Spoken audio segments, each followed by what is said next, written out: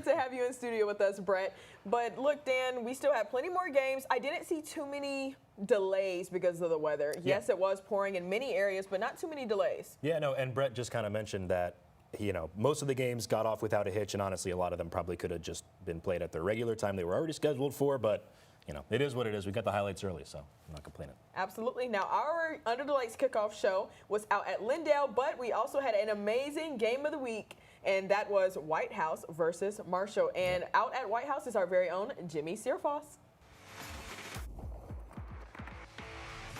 Not the most ideal environment for football here tonight, but you know, my mom always said this ain't baseball. A little rain ain't never gonna hurt nobody, and we still managed to have a good football game here at Wildcat Stadium for second place in the district.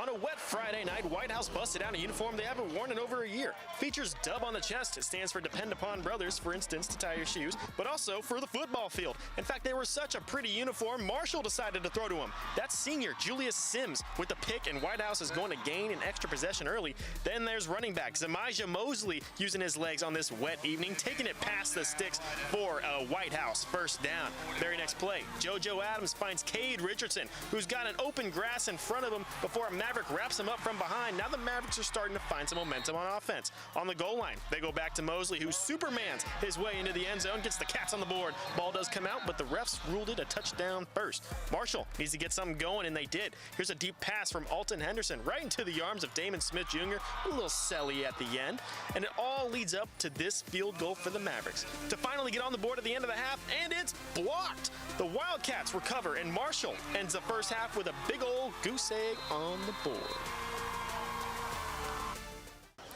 Wildcats were up at halftime, but the Mavericks ended up pulling back into this game. They take the dub 28-7. Well, thank you so much, Jimmy. He just read it right there. Marshall takes this one 28-7, our final game of the week of the regular season. And surprise, surprise, it was a pretty good one.